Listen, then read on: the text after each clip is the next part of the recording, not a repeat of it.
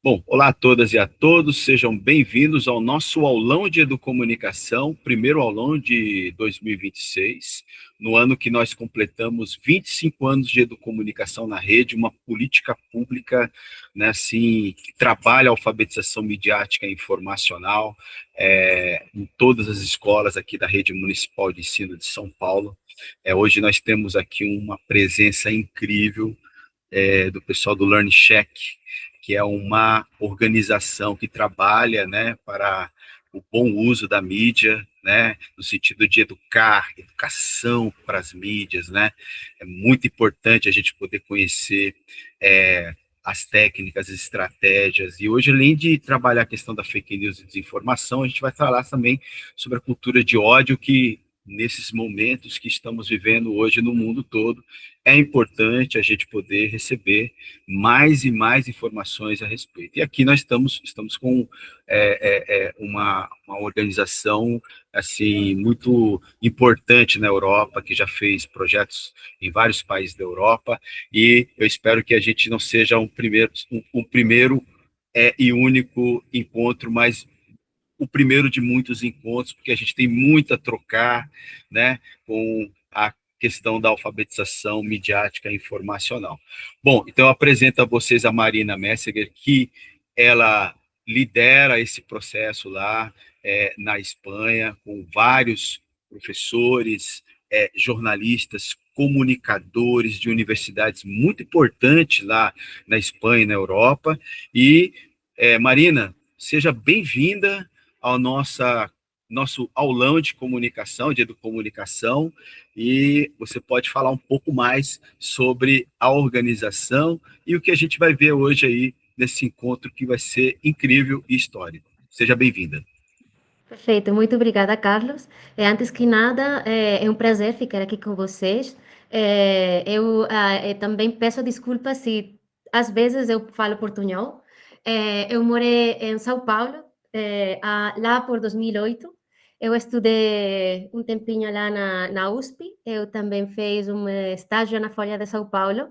Eu tenho lembranças muito, muito boas, mas infelizmente faz tempo que eu não falo português. Então, espero que todos vocês me tenham um pouco de paciência comigo, se eu não falo perfeito. Mas eu estou muito feliz de ficar aqui com vocês para falar sobre esse tema que é tão importante, que a mim pessoalmente me apaixona tanto, que é a temática da desinformação, e que é o que podemos fazer como sociedades para tentar não, não evitá-la, porque eu acho que no momento em que estamos é já impossível, mas saber viver num ecossistema eh, infectado pela desinformação. Então, a Learn to Check é uma organização, como o Carlos falava, que se dedica à educação mediática informacional. Fazemos muitos projetos com diferentes organismos, mas também grandes e pequenos. Nós sempre vamos lá onde a gente nos chama para falar sobre desinformação e tentar dar as ferramentas para saber a detectar e saber usar o nosso espírito crítico para saber viver nesse ambiente desinformativo. Então, o projeto que hoje vou apresentar a vocês se chama Notícias Falsas Vítimas Reais. É um projeto internacional que nós estamos fazendo com a agência de notícias espanhola EFE, o lado que faz verificação, que se chama EFE Verifica. É um projeto que se chama Notícias Falsas Vítimas Reais, que tem duas partes. Por um lado, tentamos localizar exemplos de como a desinformação no mundo afeta diretamente as pessoas, que não é um fenômeno abstrato, mas muito, muito real. E, do outro lado, o outro lado do projeto, que eu acho mais interessante, é que a EFE colabora com nós para tentar, de alguma maneira, de reparar o mal feito nas comunidades afetadas pela desinformação. Então, por um lado, tem a parte de denúncia dos efeitos da desinformação, e do outro, esse lado mais educativo de tentar de reparar esse mal feito. Nesse projeto, uma das reportagens publicadas foi sobre o caso do político brasileiro Jean Willis, e toda a persecução que ele sofreu a causa da desinformação, que acabou com ele tendo que sair do Brasil para morar uns anos em Barcelona. Felizmente, ele agora mora de novo no Brasil. Eu falei com ele, ele tinha que participar neste workshop, mas infelizmente eu acho que por motivos de agenda, ele finalmente não está aqui com nós.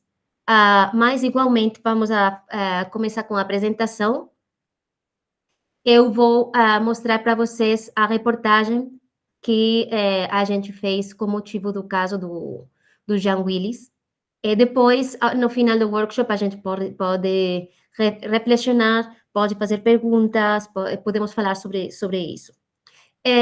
Antes de começar, eu queria pedir para vocês, por favor, se vocês podem fazer uma pequena questionário sobre os conhecimentos que vocês já têm sobre desinformação. Está em espanhol, mas eu acho que aqui todos falamos esse portunhol que eu já falei. Podemos tentar de responder. Se tem alguma coisa que vocês não compreendem, não se preocupem. Mas se alguns de vocês podem contestar o questionário, eu agradeceria muito, para fins divulgativos para os nossos expertos, para analisar o impacto desse tipo de formações. No final da apresentação, vamos fazer outro para comprovar a diferença, tá? Mas não vou perder muito tempo aqui. Se você tem o link para a gente colocar aqui no... Sim, tem lá embaixo, desculpa, lá embaixo tem o link curto, que é bit.ly. Tá. Com esse link vocês podem, se puderem colocar no chat. Sim. Um momentinho. Vou colocar. É bit.ly barra... Para aí. bit.ly barra... Esse aí. Ok. Então... Perfeito. Eu vou me apresentar muito rapidamente. Eu sou Marina Messeguer, eu sou jornalista, faz muito tempo que eu trabalho questões de relações internacionais. Para mim, a desinformação é uma matéria diretamente relacionada com as relações internacionais, porque afeta, é um fenômeno usado politicamente em todo o mundo. Estamos vendo os efeitos diretos da desinformação nas políticas de muitos países. E foi assim como eu comecei a me interessar sobre a temática da desinformação. Eu trabalhava na La Vanguardia, que é o jornal mais importante de Barcelona. Foi assim que eu comecei. E depois já me incorporei a Learn to Check. E agora sou formadora, divulgadora, também coordeno os projetos. Eu já expliquei o projeto de Notícias Falsas Vítimas Reais. Hoje vamos falar sobre... Este projeto fala de diversos aspectos tocados pela desinformação, como afeta a desinformação à saúde, a pessoas, como afeta... Foi o caso de uma mulher de Brasil que foi... de Chile, que foi esterilizada por ser portadora do vírus VIH, do vírus do SIDA, desculpa. Desinformação em momentos de... Isso, é isso. Momentos de desinformação, momentos de catástrofes, como no caso na minha cidade, na Espanha, em Valência, o ano passado, com as inundações da Dana, o caso da desinformação nesse momento lá, e a desinformação e ódio contra imigrantes, ódio religioso, ódio contra pessoas de diversas minorias, né? No caso do Jean Willis, foi ódio pela sua militância política, mas também por formar parte do coletivo LGTB. E outro caso do projeto é o Zafar Ahmad, quem é uma representante da minoria Rohingya em Malásia. Ele também foi perseguido com as táticas de desinformação pelo seu ativismo. Vamos ver o vídeo da reportagem do Jean Willis e depois eu já vou começar diretamente com a formação sobre desinformação. Se alguém tem problemas para escutar o vídeo, me avisa, mas já fizemos uma prova antes, eu acho que todo mundo vai ouvir bem. Deputado federal que nos representa muito! Ele é como nós! Ele é um de nós! Eu quero agora muitos gritos! Jean! Arrasa, Jean!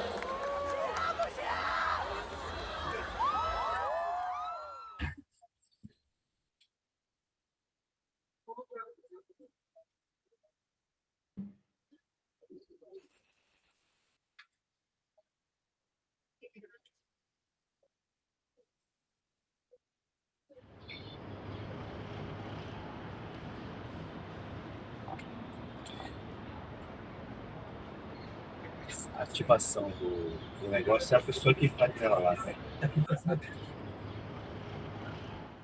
A primeira fake news contra mim foi a mentira de que eu tinha inventado um suposto kit gay. Isso aconteceu em 2011. Dilma Rousseff implementou uma política chamada Escola Sem Homofobia, Projeto Escola Sem Homofobia. Pretendia distribuir um material pedagógico entre professores e monitores das escolas para instruí-los como lidar com o bullying homofóbico, com o bullying contra pessoas da comunidade LGBT. Eu questionei o ministro Cardoso sobre o kit gay e citei... Essa expressão kit gay foi uma expressão criada por Jair Bolsonaro, que era deputado na época, e ele apresentou na tribuna da Câmara um material que não era o material do projeto Escola Sem Homofobia.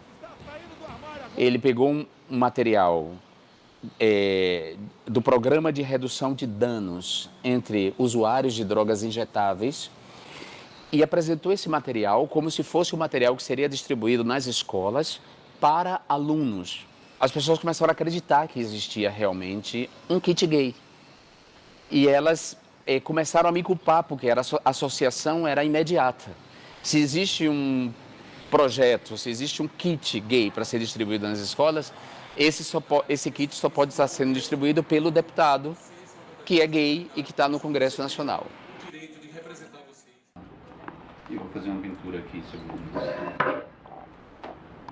isso. Não é fácil para mim tocar nesse assunto, porque ele remexe em feridas que ainda não foram cicatrizadas e eu nem sei se elas vão ser cicatrizadas até o fim da minha vida. A dificuldade de grana não deixa de ter. Do kit gay, eles pularam para a acusação mais feroz, que é a que, para mim, é a mais danosa, que foi a acusação de que eu defendia a pedofilia, né?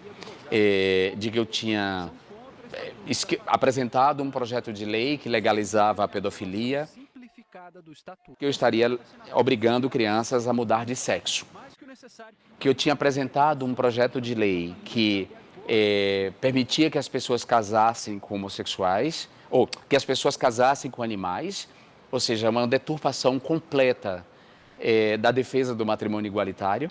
Ou seja, na verdade, o que eu defendia era o matrimônio igualitário. E aí, quando você é apresentado como uma ameaça à infância e à adolescência, né, como um predador sexual que ameaça a infância e a adolescência, você de fato vira uma pessoa odiada.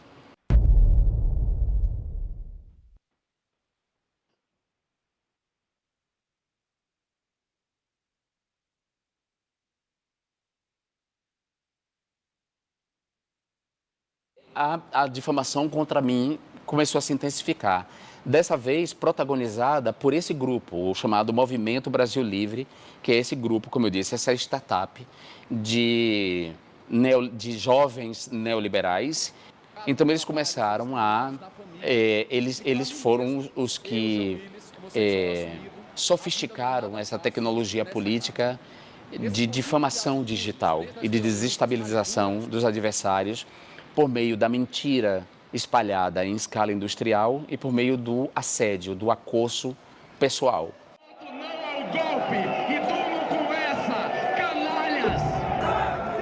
Do impeachment contra Dilma, e nessa noite eu cuspi de indignação na cara de Bolsonaro.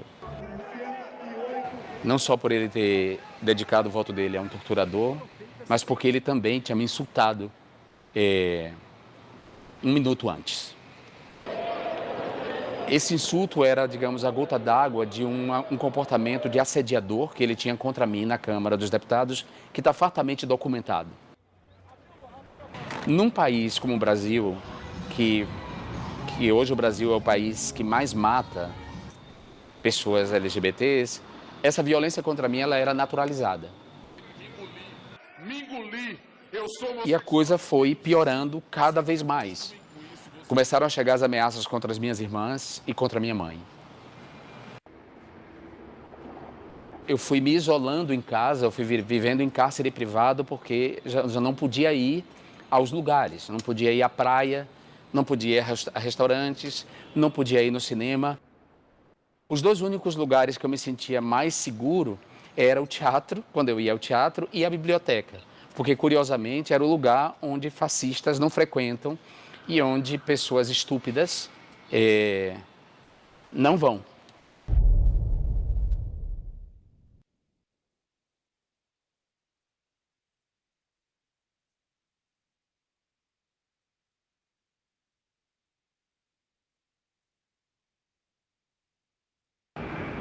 Quando eu saí do Brasil, o Facebook excluiu 1 milhão de publicações mentirosas contra mim. 1 milhão de publicações mentirosas contra mim. As fake news, elas não são coisas imateriais. Quem participa alegremente das hashtags, quem compartilha os memes, quem compartilha a mentira, afetado naquele momento ali pela sua emoção, bota a sua emoção, o seu ódio na frente da razão, não tem ideia de como isso afeta a vida de pessoas reais. Os danos morais das mentiras contra mim nunca foram reparados.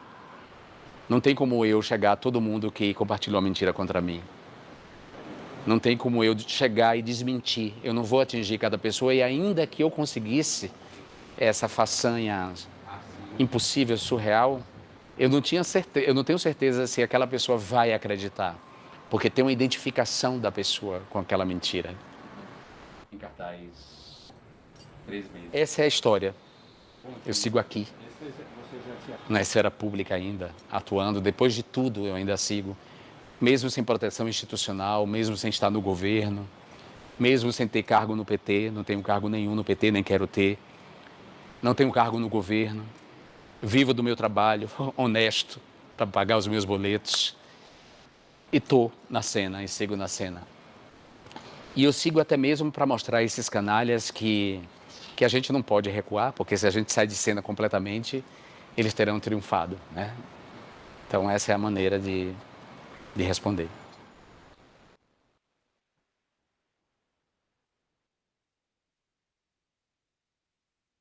É uma reportagem muito, eu acho muito emocionante, muito necessária também.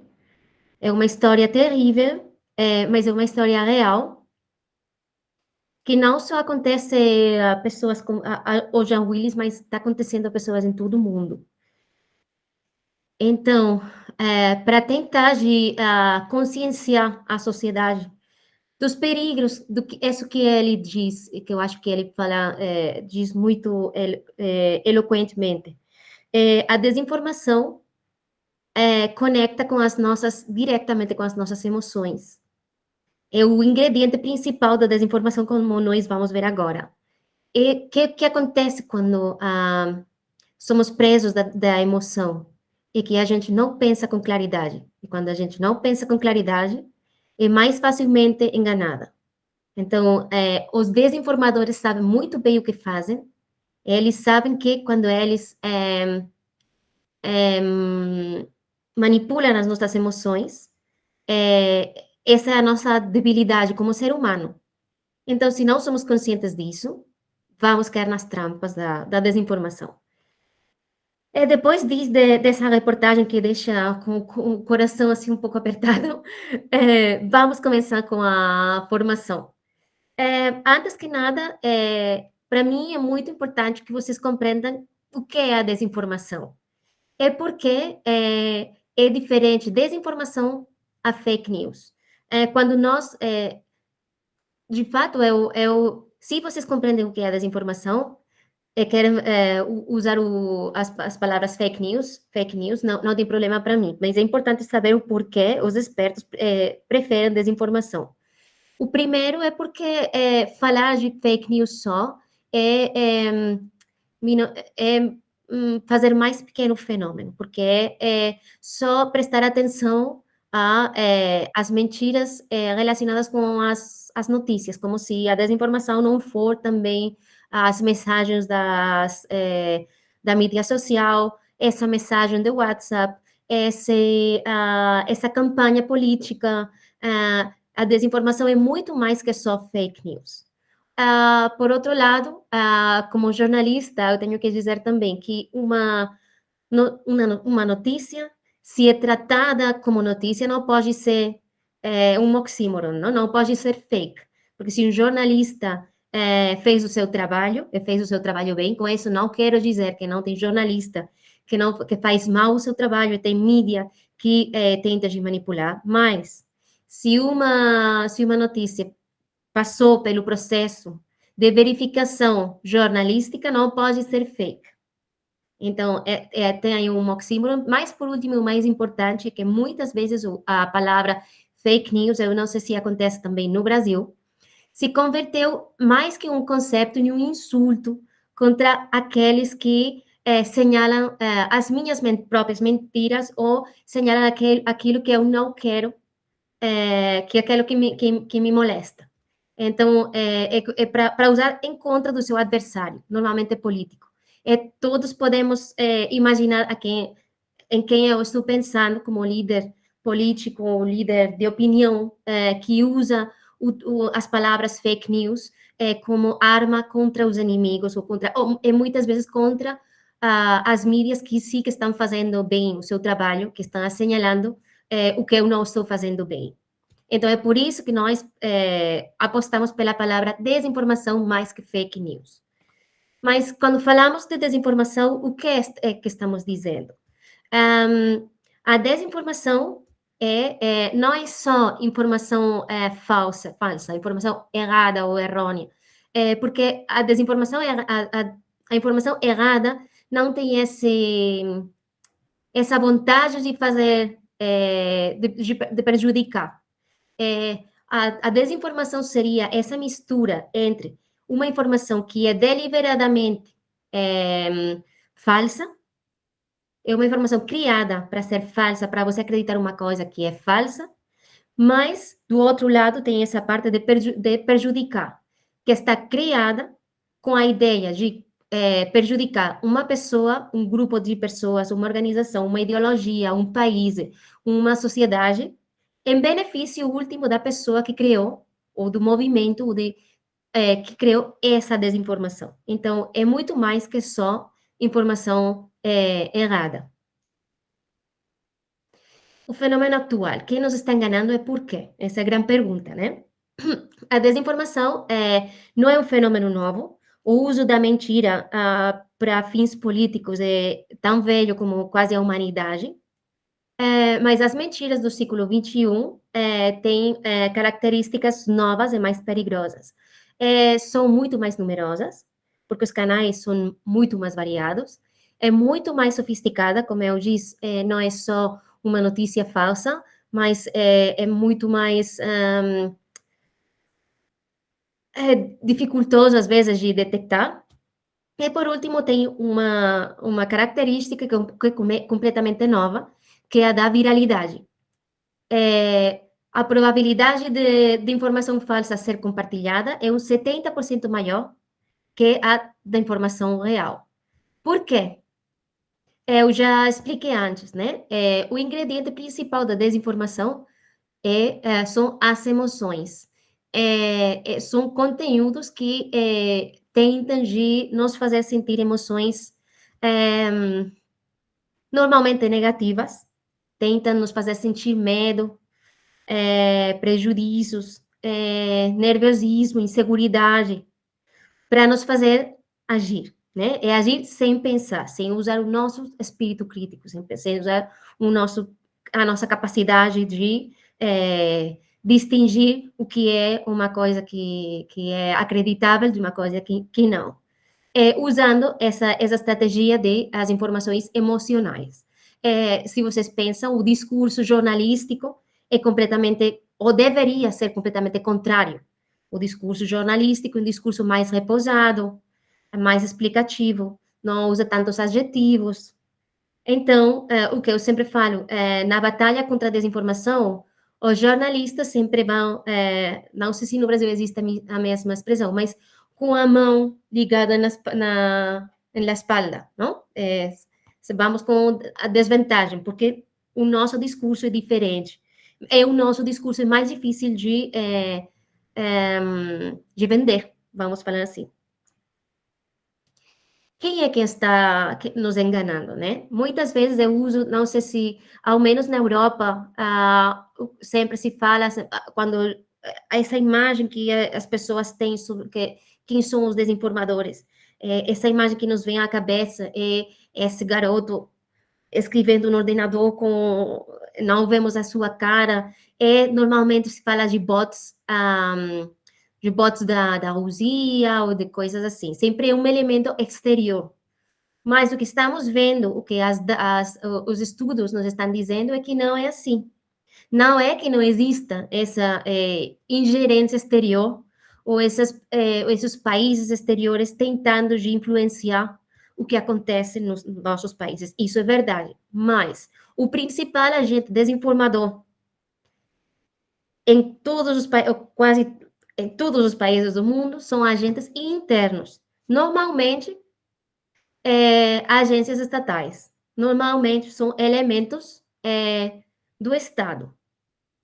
É muito difícil obter dados sobre essa matéria, porque óbvio que ninguém quer ser descoberto nisso, então tem poucas fontes, e poucas fontes atualizadas, mas eu recomendo muito esse informe que está escrito aí, Desinformação Industrializada, que a última vez que foi publicado foi no 2020, mas como vocês podem ver, o Brasil é um dos países que também tem campanhas internas de desinformação. Os principais agentes são as agências governamentais, partidos políticos e também pessoas privadas, influências, companhias também privadas que são contratadas por alguém, ninguém sabe quem, mas esses são os principais agentes desinformadores. Também existem, como eu já falei, elementos exteriores, mas, às vezes, como eu já falei, são os mesmos agentes desinformadores que têm esse interesse em nós pensar que a desinformação é um elemento que vem de fora.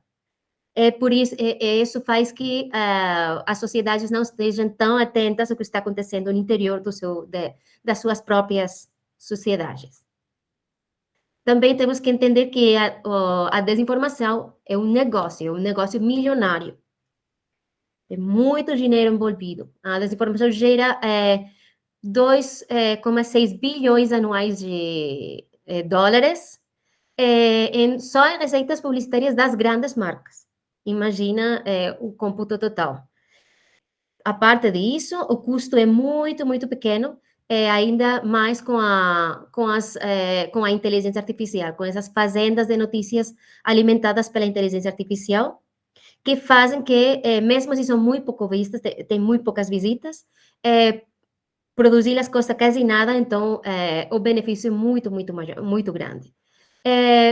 Por outro lado, também tem um financiamento quase automático, porque muitos desses sites têm benefícios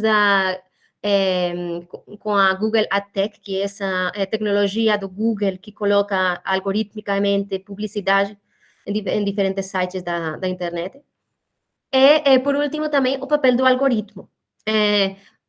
Eu poderia falar 2 horas inteiras sobre o algoritmo, mas só vou dizer que as redes sociais priorizam a desinformação porque, como já falei, apenas emoções extremas, e isso gera maior engagement. Que quer dizer isso? Na internet, na internet e na vida, nada é gratuito, né? Já estamos velhos para acreditar nisso. Então, se você não paga com dinheiro, está pagando com outra coisa. Nesse caso, nas redes sociais, na internet, você está pagando com dados sobre você. Então, quanto mais tempo você fica nessas plataformas tecnológicas, quanto mais engagement, você está dando mais dados sobre você, dados sobre a sua idade, seu sexo, os seus gustos. Os seus gustos não só sobre produtos, mas sexuais, políticos, de todo tipo. Tudo isso tem um valor econômico enorme. Então, isso quer dizer, quanto mais tempo, mais dados, mais lucro para as plataformas. Por quê? Porque essas plataformas vendem todos esses dados a empresas, organizações, organismos que bastante opacos, não têm muita informação sobre o que estão fazendo com os nossos dados. Então, é por isso também que as grandes plataformas tecnológicas não estão lutando como deveriam contra a desinformação. Por quê? Porque, no final, a desinformação é também um negócio para eles. Então, estamos vendo que a desinformação é um fenômeno multifatorial. Tem motivos econômicos, diretamente ganhar dinheiro, sem mais questões políticas ou ideológicas, mas também tem causa política, tem uma questão de influência política muito grande, questões sociais, ideológicas, mas tem outro fator, que é o fator psicológico. O nosso cérebro também está programado para nos enganar. Com isso, estou falando dos vieses cognitivos. Perfeito, estão falando do capitalismo da vigilância. Eu recomendo muito o livro, o que eu já falei foi escrito nesse livro. Eu recomendo muito a leitura, super interessante. Então, os vieses cognitivos. Os vieses cognitivos são mecanismos do nosso cérebro para nos fazer, para sobreviver, basicamente. Então, o nosso cérebro precisa, nós, para sobreviver como humanos, precisamos de tomar decisões rapidamente, né? Tem vezes que precisamos de pensar rápido. Então, o que faz o nosso cérebro em função das nossas experiências, tomar decisões. Mas, muitas vezes, essas decisões não são... somos vítimas desses vieses cognitivos, porque caímos em prejuízos, o viés, por exemplo, se alguém que nós acreditamos como um líder político diz uma coisa, nós tendemos a acreditar mais no que ele diz que o que dizem outros. Muitas vezes isso faz que não usemos nosso espírito crítico para ver que, às vezes, o que diz os nossos viés cognitivos não tem por que ser certo. Eu gosto muito de essa piada aqui. Eu acho que vocês todos compreendem, não? Como vai ser essa notícia, como vai ser fácil, se diz justo o que eu penso. Esse também é um viés, o viés de confirmação. Se alguma coisa que eu estou vendo coincide com a minha visão do mundo, mesmo se não é certa, é muito mais fácil eu acreditar que se alguma coisa que não concorda com a minha visão do mundo. Então, mesmo o nosso cérebro está preparado para nos enganar, ou para ter mais fácil ser enganados. Então, quais são os perigos da desinformação? Estamos vendo que mesmo os organismos internacionais cada vez estão qualificando a desinformação como um perigo mais grande. No último informe do Global Risk Report, do Fórum Econômico Mundial, eu estou seguindo esse informe há 3 anos, Faz 3 anos foi a primeira vez que qualificou a desinformação como o primeiro risco a curto termo. O ano passado também. Este ano já é o segundo. Estamos um pouco melhor. Mas o risco há 10 anos é o quarto maior risco para o mundo. Também vemos que organismos como a Unesco também estão qualificando a desinformação como o principal risco global.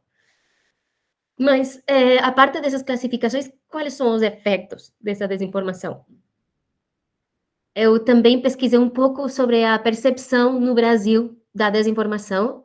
Eu achei esses dados da pesquisa que é o Data Senado, que diz que os 72% dos brasileiros consideram que estiveram em contato com informações que consideram que são falsas.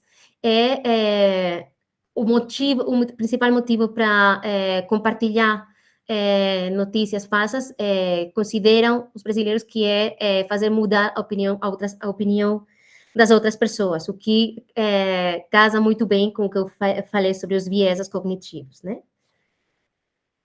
Mas a desinformação tem um impacto social que, infelizmente, no Brasil, vocês têm sido testemunhos muito diretos, não? A desinformação afeta nosso direito à informação verídica, que não sei no Brasil, mas na Espanha é um direito constitucional, o direito não só à informação, mas a informação verídica, o direito à participação política, porque afeta, porque a manipulação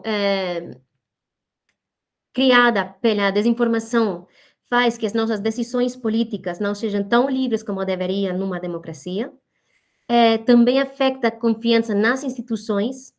No Brasil, é o exemplo perfeito de pessoas manipuladas para crer que os processos eleitorais não eram como deveriam, não eram tão limpos, tão transparentes como deveriam. Criam polarização social, porque alteram a coexistência e afetam também a saúde das pessoas, não só personal, mas a saúde pública. Também, infelizmente, o Brasil foi testemunho de o que aconteceu com a pandemia do coronavírus, todas essas mentiras que correram, que se compartilharam sobre a pandemia, como afetaram a saúde pública.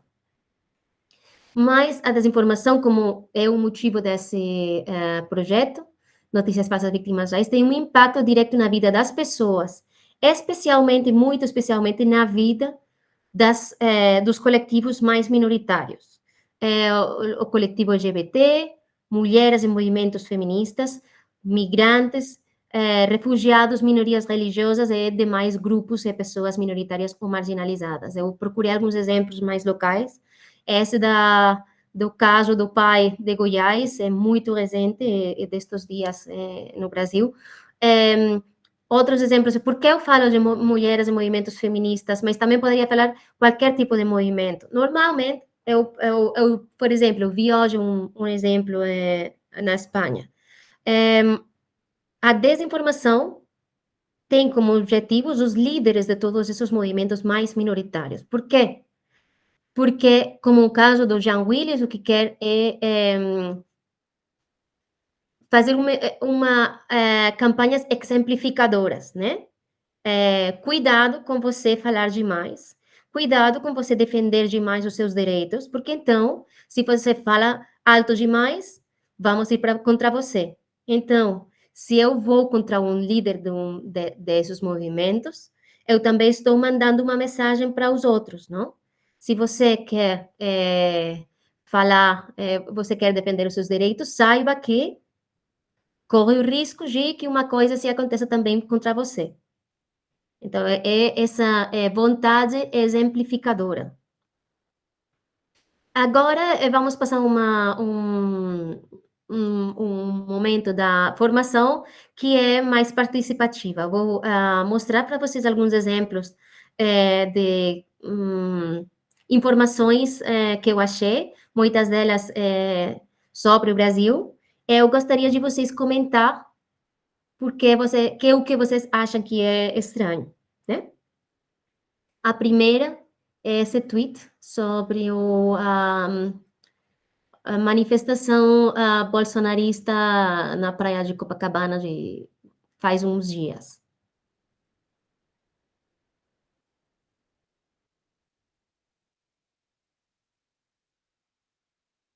Também, se vocês querem, também podem falar pelo chat. Estranho, por quê?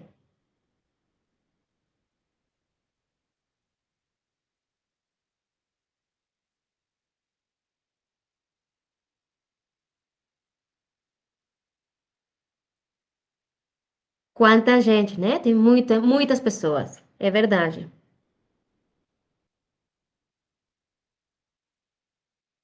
Copacabana é, ao menos parece. Imagem muito saturada, alto contraste, típica de IA. Poderia ser? Poderia ser IA, mas não é. É uma imagem real, mas é uma imagem de faz humano. Então, é um contexto falso. A imagem é real, mas não é o mesmo mostrar uma imagem no tempo correto que não. É uma estratégia muito típica da desinformação, de descontextualizar as imagens. Eu estava lendo sobre esse vídeo que é descontextualizado, é o dia da manifestação deste ano, do 1 de março, o dia não estava soleado, por exemplo. Então, era claro que alguma coisa era estranha. Outro exemplo,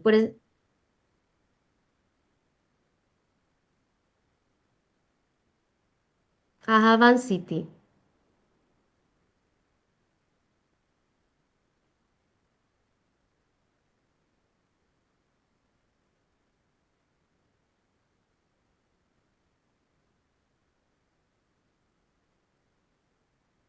Uma notícia publicada por Estadão.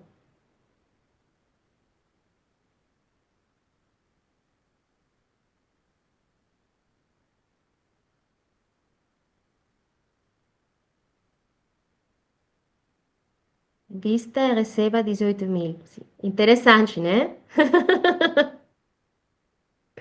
Vou investir. Não, melhor não, porque é um conteúdo impostor. É falso. O Estadão nunca publicou isso, mas uma das estratégias também da desinformação é usar o prestígio de publicações, líderes políticos, para fazer pensar que é um conteúdo acreditável, né? Se eu estou, todo parece correto, né? A jornalista com o seu nome, a data, todo concorda com o desenho de Estadão, só que a notícia nunca existiu. Isso é um conteúdo impostor. Na verdade, era uma estafa, não? Para conseguir dinheiro. Outro desafio.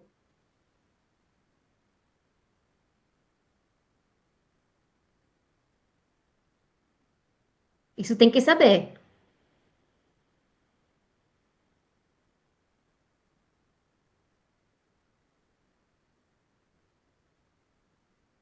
Ninguém?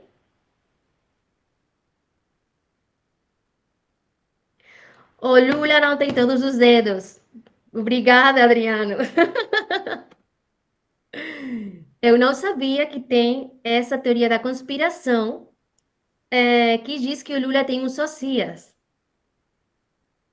que tem um doble, né? Mas que o doble tem os 5 dedos e o Lula tem só 4. Tampouco sabia que o Lula só tinha 4 dedos. Mas é um conteúdo manipulado. O Lula sim que foi, sim que estava presente no acto, mas era ele com os seus 4 dedos, não o Socias com os 5 dedos. Ele perdeu o dedo no trabalho, né? Quando ele trabalhava na metalúrgica, Sim. Trabalhava com torneiro, cortou o dedo. Uhum. Isso eu aprendi a semana passada, preparando isso, eu não sabia. Outro desafio.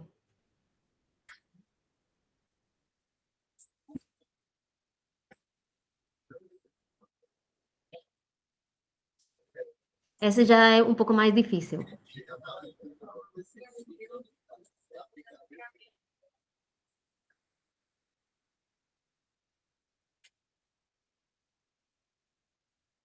Conteúdo engañoso.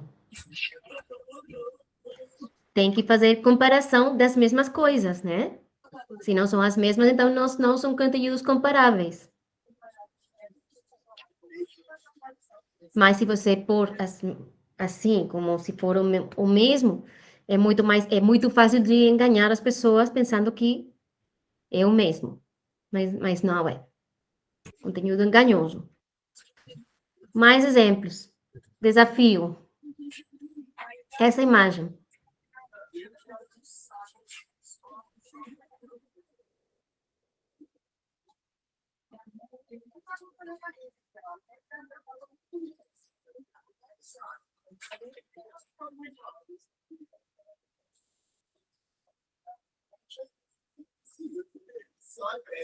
É IA. Por que é IA?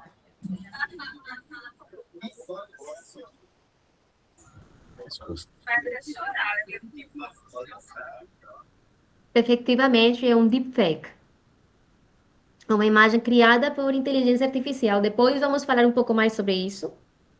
Mas, basicamente, o que a minha recomendação com imagens geradas por inteligência artificial é olhar as extremidades, contar os dedos. No caso do Lula é confuso, mas do resto do mundo, normalmente todos temos 5 dedos em cada mão e nos pés. A inteligência artificial não tem tendência a não contar bem os dedos, fazer de mais ou de menos. É um dos pequenos defeitos que tem, mas com o passo do tempo, cada vez é mais, se está perfeccionando muito, e cada vez é mais difícil de detectar. Mas depois vamos falar um pouco mais sobre isso. Essa aqui está em espanhol, mas acho que todos podem entender. Eu vou passar. Essa é uma conexão falsa, é outro tipo de maneira de enganar. Quando você vê isso, você vê a foto e você vê o titular, você pensa que o Banco da Espanha vai retirar os bilhetes de 50, 20, 10. Mas depois, quando você lê a notícia, só diz que vai retirar os bilhetes velhos. Que, na verdade, é uma notícia que não tem nenhum tipo de interesse, porque isso é uma coisa completamente normal. Mas quando você vê isso, o que acontece? Que você quer saber mais para saber se você vai ter problemas porque você tem muitos bilhetes de 20 ou de 10 que talvez em fevereiro já não vai poder usar. Então, isso também não é só uma conexão falsa, mas também o chamado clickbait. Esses titulares completamente antijornalísticos que o que fazem é o que você faz clique para ler, mas o que você encontra quando você faz clique é informação de baixa qualidade. Isso é mais fácil desculpa.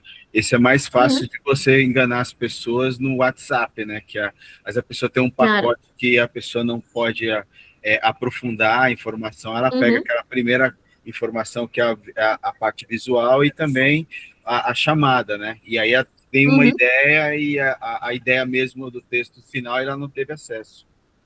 Exato, exato. Outro tipo de mentira, mas nesse caso não tem essa intenção maliciosa, mas acontece, os erros jornalísticos. Aqui tem 2 dos mais míticos na Espanha. O primeiro, isso aconteceu antes da morte do Hugo Chávez. O país comprou uma foto pensando que era o Hugo Chávez no hospital, mas na verdade era uma imagem que era de um vídeo do YouTube de uma operação de um homem em Miami. Não tinha nada a ver com Hugo Chávez, mas o país publicou na primeira página essa imagem pensando que era uma exclusiva mundial. É um erro histórico na Espanha. Do outro lado, também, nos atentados terroristas de 2003 na Espanha, também o país, eu falo, normalmente o país é um muito bom jornal, mas nesse caso publicou que os atentados eram a ETA, o grupo terrorista basco, era o autor, antes de que se soubesse se isso era certo ou não. E depois, na verdade, é que foi Al-Qaeda e outros erros jornalísticos. Também, como o Jean Willis falou, os memes também têm uma carga podem ter uma carga desinformativa muito grande. E por que são perigosos esses memes desinformativos? Porque o humor faz que não estemos tão atentos à mentira, né? Se é um humor, talvez não prestamos essa atenção, não usamos esse espírito crítico, porque estamos com as nossas defesas mais baixas. As teorias da conspiração, podemos pensar que tem teorias da conspiração que não tem nenhum tipo de... que não faz mal, só quem que há de ruim que tenha pessoas que pensem que os chemtrails existem e que são uma estratégia de controle da meteorologia ou de controle da população. Ao final, quase é para fazer uma risotada, né? Mas também podemos ver, mas não é tão assim, podemos ver como as teorias da conspiração têm um impacto, não só na saúde pública, mas também nas instituições. Por exemplo, a vacunação infantil está baixando cada vez mais, o que está provocando o retorno de enfermidades graves. E também tem teorias da conspiração, como a teoria do fraude eleitoral das urnas no Brasil, não? Que teve um impacto muito importante na política, na convivência do Brasil, mas que são isso, teorias da conspiração. E, por último, também tem desinformação em forma de golpes por ganhar dinheiro. Como eu também falei, a desinformação tem motivos econômicos, e nesse tipo de desinformação, as pessoas maiores, as pessoas mais velhas, são as mais, a população de risco de esse tipo de estafa. É por isso que nós também fazemos, como Lerto Check, muita formação para as pessoas mais velhas, para tentar evitar esse tipo de estafa. Como verificamos informação? Bom, para mim, o mais importante quase de toda essa formação que estou tentando de mostrar para vocês é essa parte daqui. Por quê? Porque a parte de uso das estratégias que só precisam do nosso espírito crítico. Nós inventamos essa palavra, o método Pantera, né? Porque é um acrônimo, não sei se no Brasil usam o mesmo término, para memorizar os diferentes conceitos que são importantes na hora de valorizar ou não uma informação. O primeiro é a P de procedência. Eu sei, essa informação que chegou no meu WhatsApp, eu sei de onde chegou. A pessoa que me mandou isso me mandou essa informação com um link. O link que me mandou é de um site que eu conheço, e que é confiável para mim ou não. Essas são as primeiras perguntas que eu tenho que me fazer. A autoria. Esse conteúdo que eu estou lendo foi publicado por um autor anônimo. A conta não tem um nome real, não tem foto, não tem informação sobre quem é essa pessoa. Então, o nível de confiança nessa informação tem que ficar bem mais baixo que a informação que vem de pessoas que se identificam com o seu nome, foto, que na bio eles estão falando um pouco de quem são. Por exemplo, Marina Messeguer, eu sou jornalista, eu trabalho na Learn to Check, anteriormente eu trabalhei na Vanguardia. Aqui tem você um link para ler as minhas reportagens, tudo que eu vou publicar nas redes sociais vai ser mais... temos que dar um valor mais alto que as pessoas que usam o anonimato. Por quê? Porque a minha responsabilidade quando eu publico uma coisa é bem maior, porque se alguma coisa que eu publico não é verdade, eu falo só besteira, o impacto que pode ter sobre a minha vida profissional ou personal é bem maior que das pessoas que usam a excusa do anonimato para poder dizer o que eles quiserem. Então, não tem nenhum tipo de responsabilidade. Portanto, a qualidade da informação não é tão boa, ou não tem por que ser tão boa. A novidade. Muitas vezes acontece, minha tia não, agora já não tanto, mas me mandava links de notícias que não eram atuais. É tão fácil como olhar a data de publicação das notícias, né? Muitas vezes a desinformação que quer nos fazer pensar que tem fenômenos que são muito mais graves ou mais grandes do que na realidade são. Então, o que fazem é usar links ou notícias antigas sobre a mesma temática para nos fazer pensar que o fenômeno é maior. Por exemplo, aqui na Espanha é típico, na época, no verão, é o momento de chegada de muito barco com imigrante nas praias, nas costas, né? Então, o que acontece é que tem muitas notícias do passado que se reativam e que começam a se enviar de novo. Então, parece que o fenômeno é maior do que realmente é.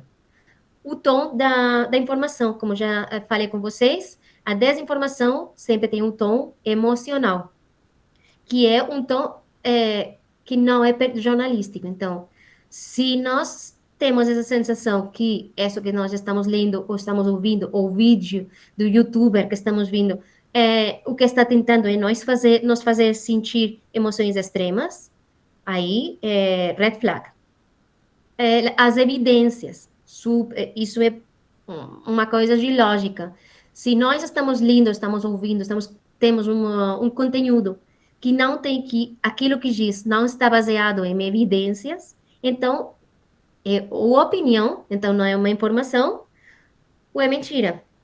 Eu quero uma informação de qualidade, eu tenho que poder explicar por que eu digo o que estou dizendo. Então, se eu estou falando sobre câmbio climático,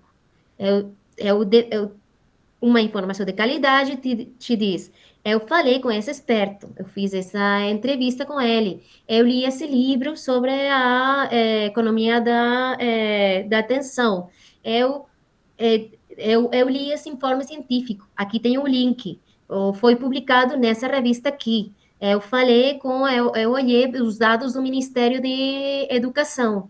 Essas são as evidências, assim é como se construi uma informação de qualidade. As réplicas, as respostas isso sobretudo é útil nas redes sociais. Se eu estou lendo um post de Instagram, o conteúdo me faz sentir assim dúvidas. Eu posso ler as respostas para ver se alguém já falou, e já dizeu antes que eu. Acho que isso não é verdade. Então, isso já é uma pista para não acreditar ou para ampliar, que é a última ampliar a informação é tentar de buscar no Google mesmo, se eu acho mais informação que vai na mesma linha que o que eu estou lendo, ou por contra eu não estou achando nada parecido, ou o que eu acho em lugares que não me parecem confiáveis. O método Pantera para nós é o básico para navegar nesse cenário de desinformação. Mas tem mais ferramentas. Eu recomendo muito o Fact Check Explorer. Não sei se vocês conhecem, mas é uma ferramenta de Google. Funciona como o buscador de Google normal, mas só procura informação publicada por sites de verificadores. No Brasil eu olhei que tem ao menos 4 verificadores que têm a acreditação da International Fact Checking Network. A Lupa, a de UOL, o outro de Estadão, e ainda tem outro que agora não me lembro, mas tem 4 verificadores que tem, eu estou segura que tem mais e também tem, seguro que são bons, mas a acreditação internacional mais, com mais com mais valor é a da International Fact-Checking Network, que é um dos partners deste projeto. Outras ferramentas, Web Archive. Web Archive, eu falo que é o cemitério da internet. Tem absolutamente tudo que se publicou na internet desde o ano 96. Então, para que é útil? Por exemplo, se eu quero, eu vi essa notícia publicada no Estadão, supostamente, sobre o Havan City. Então, eu tenho a data de quando se publicou, né? Se você se lembra, eu poderia buscar o dia e a hora de publicação aqui no Web Archive do Estadão. Eu posso ir lá e então eu poderia ver como era o site nesse dia. Então, se eu não encontro essa notícia, seria a prova que essa notícia nunca foi publicada pelo Estadão, porque em Web Archive tem o registro de absolutamente tudo o que foi publicado. Agora também vamos a fazer um pequeno exercício prático aqui. Isso é uma notícia que se publicou no jornal espanhol La Razón. Eu quero que vocês olhem. Vamos ver se vocês acham alguma coisa que não concorda.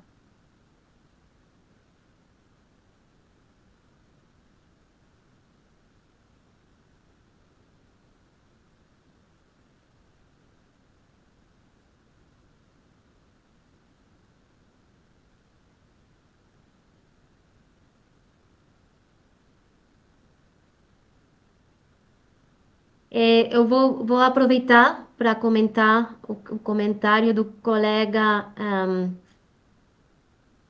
Paulo de Freitas sobre o problema, mais que a desinformação, são como é que ele diz? A dissimulação de notícias e de informação pela mídia hegemônica. Sim, o problema é que eu concordo com você, mas isso não, infelizmente não é um problema novo. A mídia hegemônica não, não somos tão inocentes, todos têm interesses econômicos e políticos, também ligados a essa precarização do trabalho jornalístico, também com uma influência muito grande da digitalização. Eu falei já que nada é gratuito na internet, né? Só as notícias.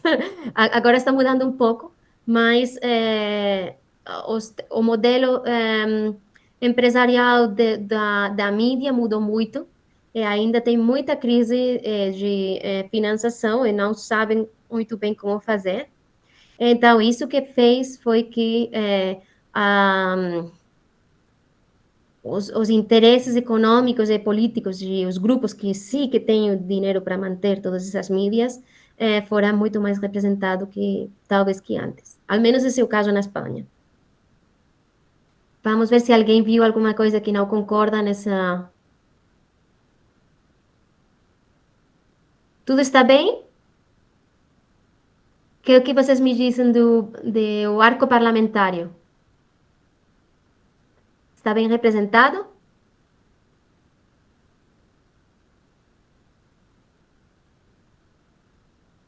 Acho que não, né? Teria que ser assim, né? Olhem, Vox tem um 15,4% e o PSOE tem um 25,8%. Isso não concorda, né? Seria assim. Então, eu explico a história.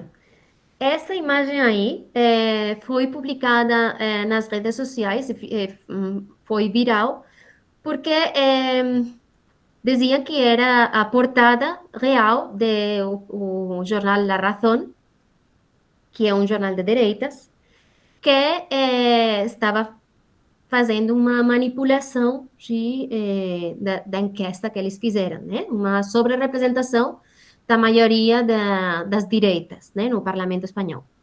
Mas você depois, se você visitava o site, estava tudo correto, né? Tudo estava bem. O titular era correto também aqui. Segundo, se você, os dados da enquesta, né?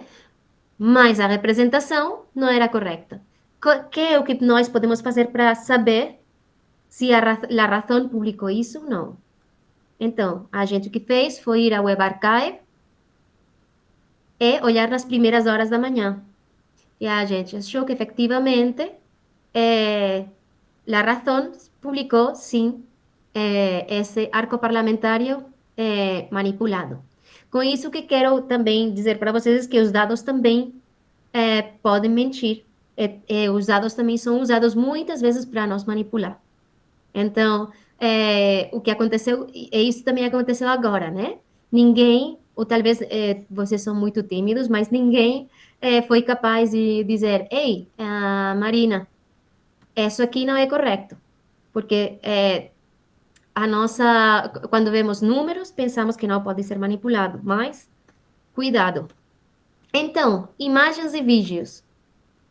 Também, vamos tentar achar os problemas. Essa aí é uma imagem da Greta Thunberg, ativista medioambiental, com o milionário George Soros, que é protagonista também de muitas teorias da conspiração sobre o controle mundial. O que é o que vocês acham dessa imagem? Stephanie, eu espero que vocês tenham achado o workshop interessante. Boa tarde. Tem algum comentário a fazer sobre a foto?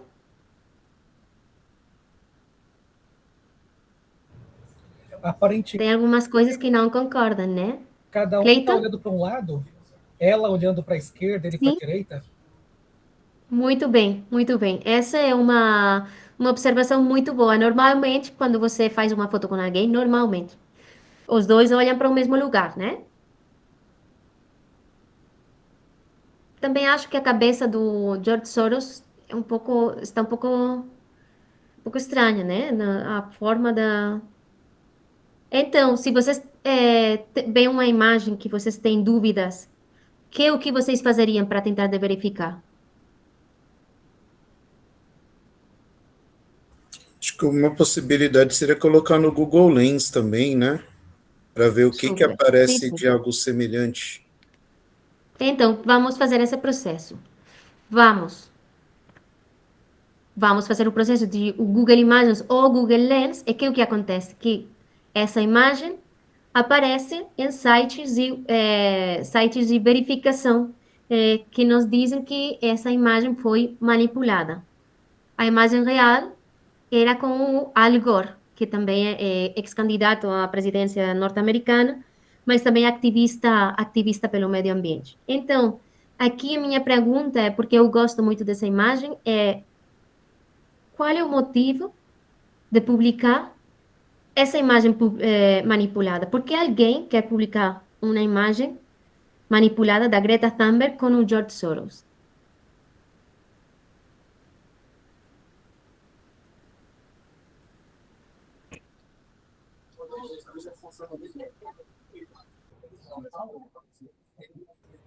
Desqualificar a Teoria da atuação dele. conspiração do globalismo. Poderia explicar um pouco mais? Adriana? Aquela ideia de que, na verdade, alguns ativistas seriam financiados por milionários que querem destruir economias nacionais e etc. e Muito bem. tal, né? Então tem essa ideia, e que é muito das extremas direitas, né? Uhum. Deixar que todo ativismo, na verdade, é interessado em outras coisas, na verdade. Uhum. Sim, é por isso que eu gosto tanto dessa imagem, porque para mim é um exemplo muito claro de que a desinformação é uma estratégia muito mais sofisticada do que só notícias falsas. A desinformação não é que o interesse final não é que nós acreditemos em fatos falsos, mas nos fazer ter dúvidas absolutamente sobre tudo, mesmo sobre assuntos tão sustentados com evidência científica como a necessidade de lutar contra o câmbio climático. Então, se eu associo a Greta Thunberg e o seu discurso com uma pessoa que está associada a todas essas teorias da conspiração, então também estou questionando de alguma maneira, estou fazendo as pessoas duvidar sobre a existência do câmbio climático. Então, essa é a perversão última da desinformação, que é nos fazer duvidar sobre tudo, não ter certeza de nada. Então, se não temos certeza de nada, os cidadãos se convertem em cidadãos passivos, é muito mais fácil de manipular. Mais ferramentas, como já falei, o Google, o Imagens, Google Lens, mas tem outras ferramentas como o Yandex e o TinEye, que às vezes podem ser mais precisos, porque, por exemplo, o TinEye pode achar a primeira vez que se publicou essa imagem na internet, e o Yandex só te mostra imagens absolutamente iguais que a que você procurou, mientras o Google Imagens às vezes te mostra algumas parecidas. Também não vou, como não temos muito mais tempo, por exemplo, dizer que tem outras ferramentas como o Google Lens, por exemplo, para poder verificar se eu quero traduzir coisas que eu vejo nas imagens, eu não sei, eu não estou seguro, por exemplo, eu tenho uma imagem que me disseram que é nesse caso, da Camboja, mas eu não sei como verificar, mas tem essas señais de tráfego. Eu posso traduzir, então eu tenho referências não só do idioma, mas geográficas para me dizer onde foi feita essa foto. O Google Maps também pode ser uma referência muito importante, não só para localização satelital, mas não sei se vocês sabem que as imagens do carro de Google também são armazenadas no Google Maps, e você pode ver como era essa mesma rua nos distintos anos. Portanto, também nos ajuda a localizar o tempo, o arco temporal em que foi feita uma foto. Mas o que acontece com as imagens que têm elementos manipulados? Por exemplo, aqui tem uma imagem, todos, ou quase todos poderíamos dizer onde foi feita, isso é o campo de extermínio de Auschwitz, mas vemos que tem essa pequena, uma pegatina, não sei o nome em português, mas é propaganda anti-russa. Como podemos saber? Eu posso ir para o Google Maps e ver que efetivamente isso é uma imagem de Auschwitz, mas como eu posso saber se hoje, se eu estou aqui em Valência, Espanha, vocês estão lá no Brasil, vocês não tem ninguém para ir para Auschwitz e olhar se tem se alguém colocou isso aí. Tem outro tipo de ferramentas que podem ser úteis, por exemplo, esse plugin, isso já é muito mais avançado, mas é aberto, todos os verificadores usam, mas é um plugin que todo mundo pode usar, que tem ferramentas tanto para imagens como vídeos. Por exemplo, tem a ferramentas de forensics, que nos ajudaria a ver as diferentes texturas da imagem. Então, se faz a análise dessa imagem, pode ver a diferença entre o conteúdo original e o conteúdo adicionado. Portanto, a conclusão da forensics é que a propaganda essa anti-russa foi um conteúdo adicionado. Portanto, estamos diante de uma foto manipulada. Também o mesmo com os vídeos, mas o que faz também tem outras ferramentas como a lupa, que consegue ampliar a imagem sem perder qualidade, e também dividir os vídeos em frames para ver com mais detalhe as cenas. O conteúdo gerado por inteligência artificial. Então, já falamos que essa imagem de o pai em Gaza, mesmo se o sofrimento sequer é real, a imagem é uma imagem criada por inteligência artificial. E do outro lado, temos uma imagem de um Jeffrey Epstein barbudo, que aparece caminhando pela rua de Tel Aviv. Elementos que podemos procurar para saber se são imagens reais ou geradas por inteligência artificial. Por exemplo, como já falei, contar os dedos é o básico. observar a forma das orelhas, das mãos, os pés. Às vezes os pés parece que não tem diferença entre o chão e os pés. Se vocês olham para um menino, não poderia dizer onde acabam os pés e começam as pedras. Examinar o fundo. Às vezes também acontece que o fundo é só uma cópia da mesma coisa. Não confie, olhe para silhuetas, às vezes as silhuetas também são recortadas demais. Nesse caso da fotografia do Epstein, a marca de água, se vocês olham para embaixo na direita, tem a marca do Gemini.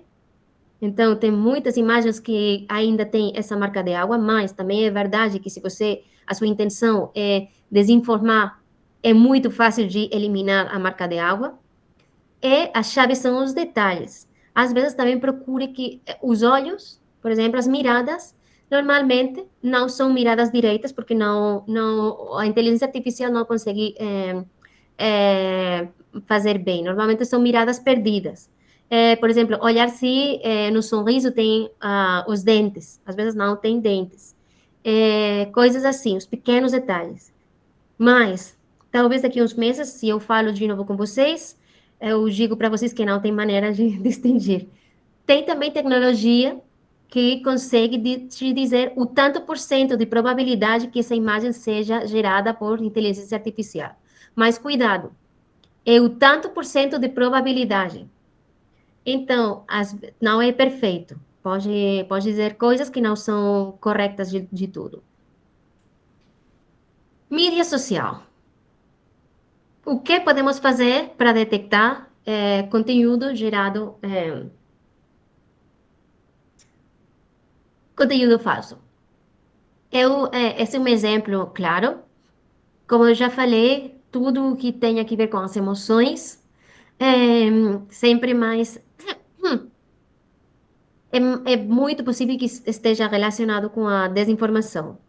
Uma das estratégias básicas da desinformação nas redes sociais é os bots. Eu acho que também já o tempo passou e já todos estamos já velhos para acreditar que as redes sociais são esse espaço, essa praça de debate público para compartilhar ideias. E já nos dimos conta que as redes sociais, na verdade, são espaços privados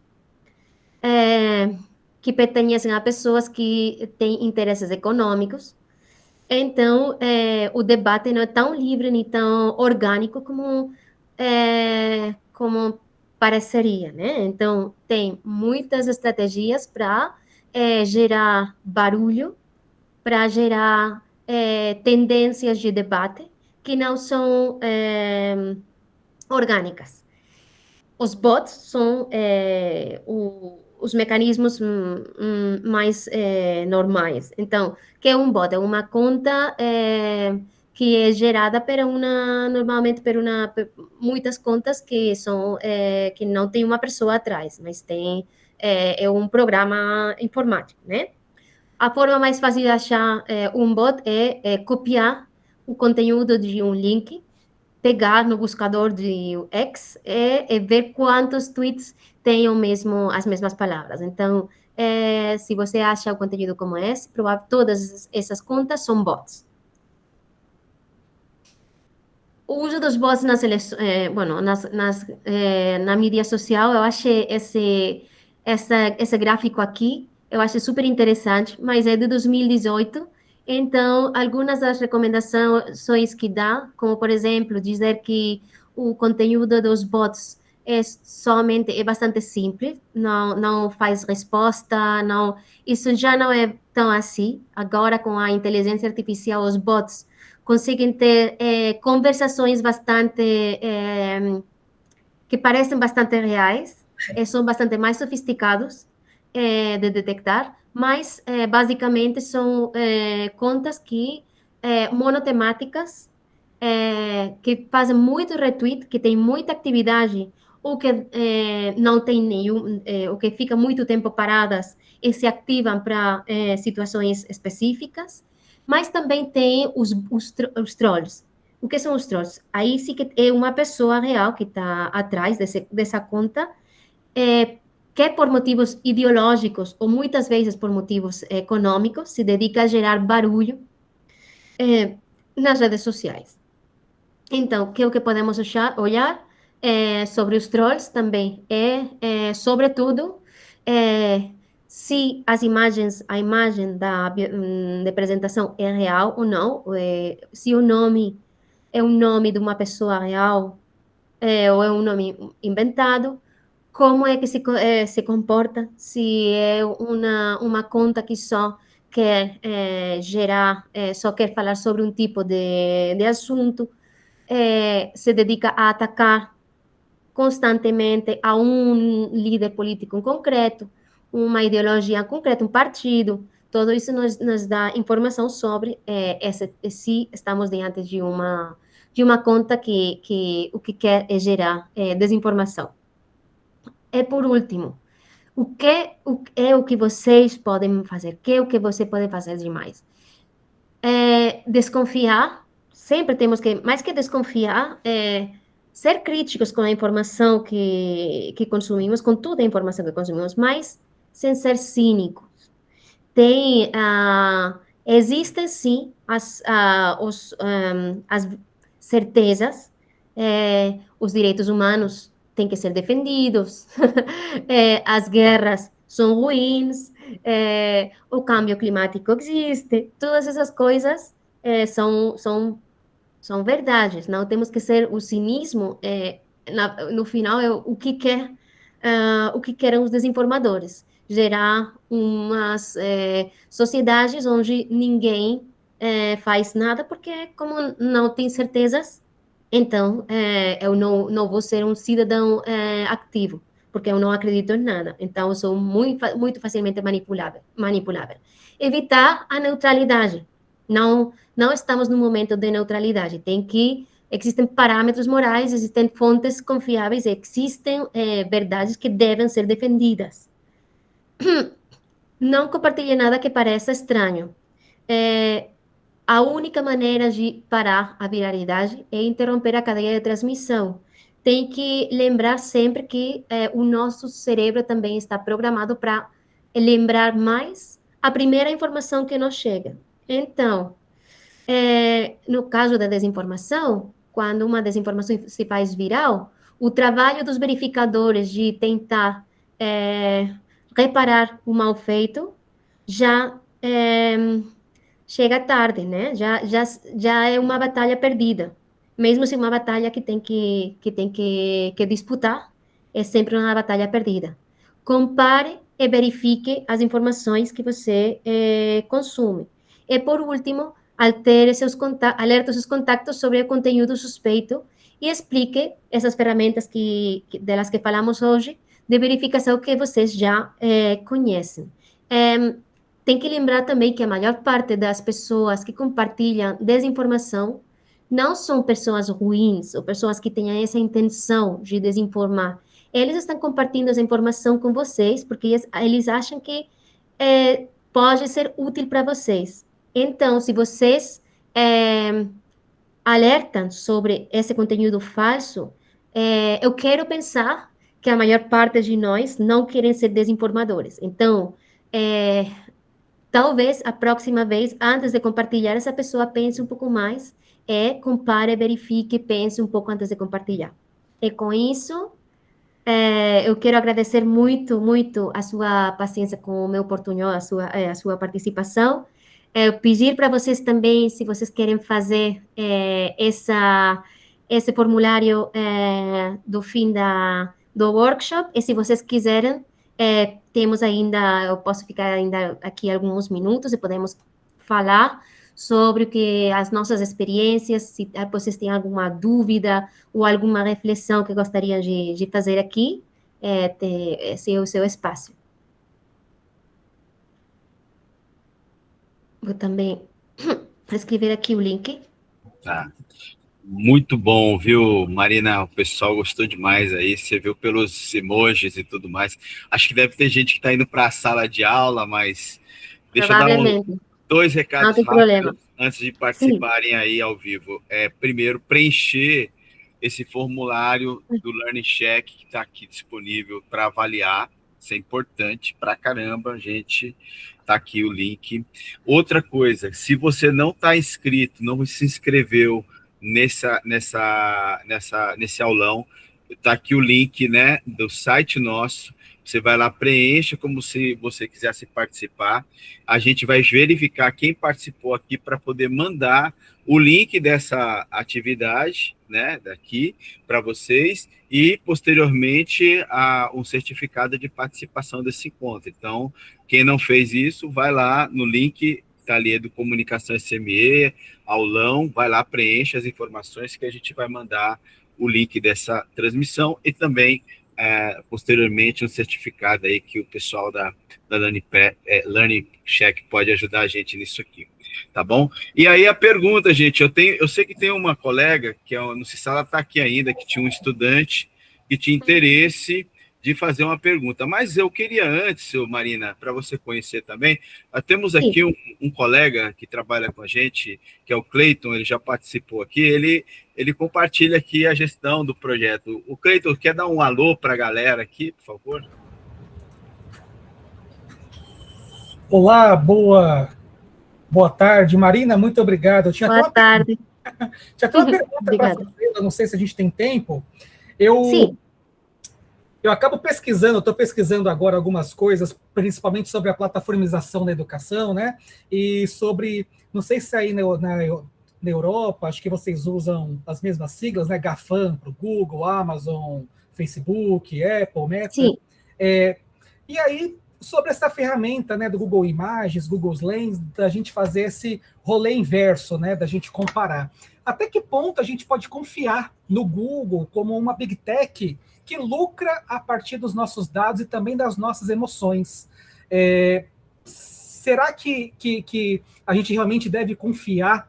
Hoje eu vejo que no campo das redes sociais, a Meta mesmo, né, seja com Facebook, Instagram, TikTok, ela já caiu aqui no Brasil em um desmerecimento nosso, né, enquanto questão de confiabilidade, veracidade, mas o Google ainda não. O Google ainda é visto como uma fonte, não que o Google seja uma fonte, mas ainda como um canal, uma plataforma até confiável para a gente fazer essas buscas de informações.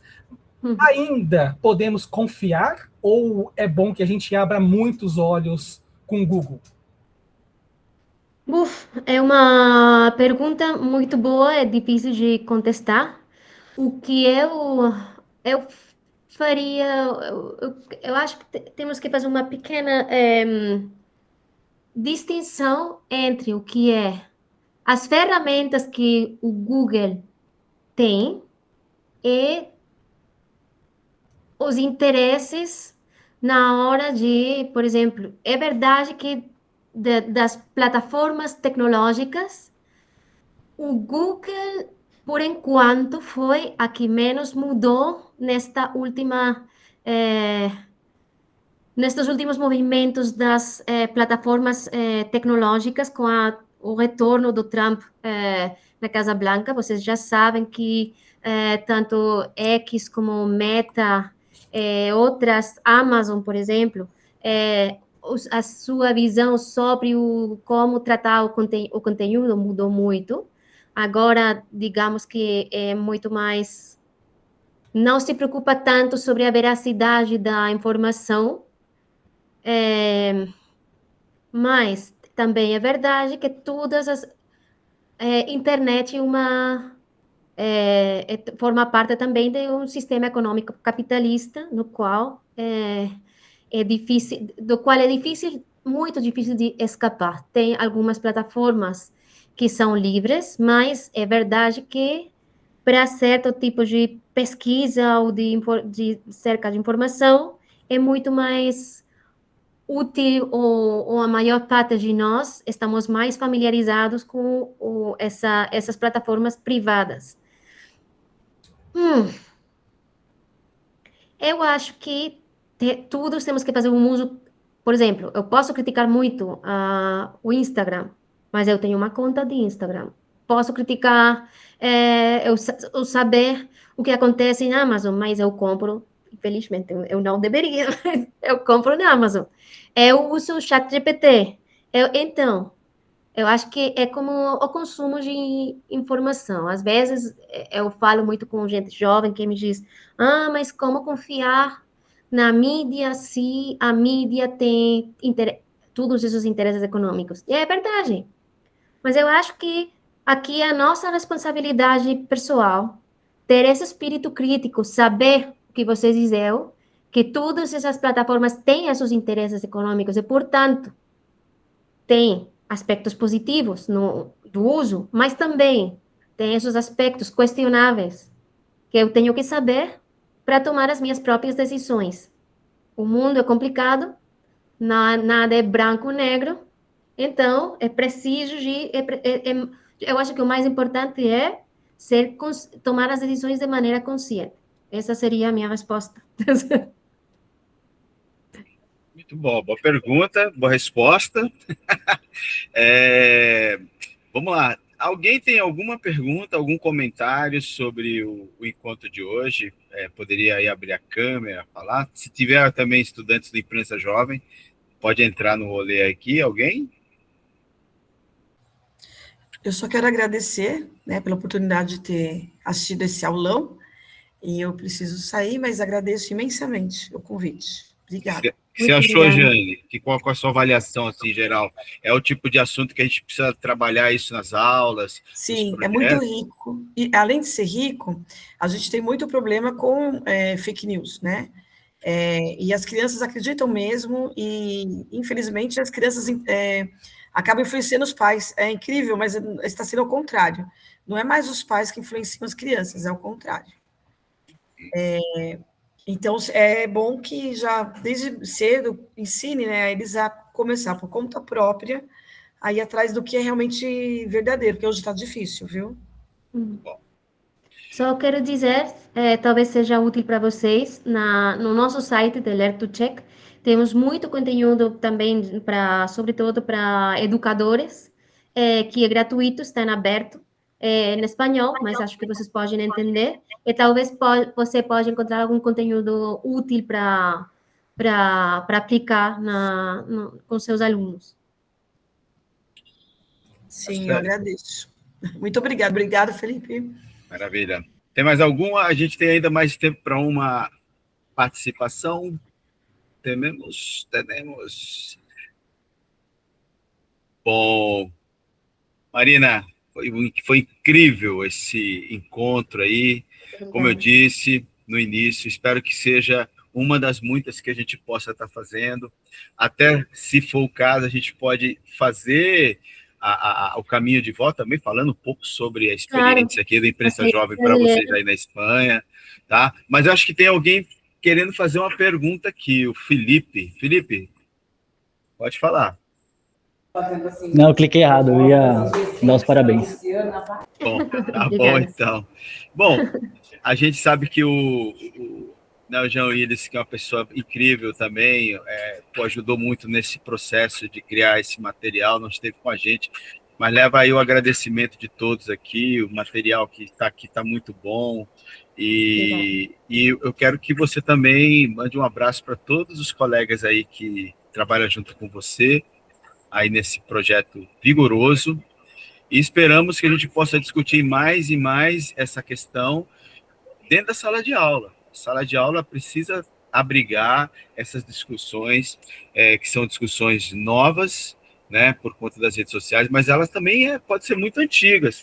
Algum momento lá atrás, o analógico também atrapalhou isso, com TV, com rádio, com jornal, ela foi repaginada com as mídias sociais, mas elas são as mesmas. Agora a gente precisa entender para poder ajudar. Muito obrigado, Marina. Uma palavra final aí. Obrigada para vocês. Um prazer. Eu também estou muito, muito feliz dessa colaboração. Eu tenho esse sentimento assim de sentir-me muito perto do Brasil. Para mim é muito bonito colaborar, fazer trabalho com vocês. Então eu estou feliz de continuar com com essa aliança. Eu espero que o que eu expliquei para vocês seja não só interessante, mas aplicável para o seu dia a dia. Tá certo. Bom, então, muito obrigado a todas e a todos que esteve aqui presente.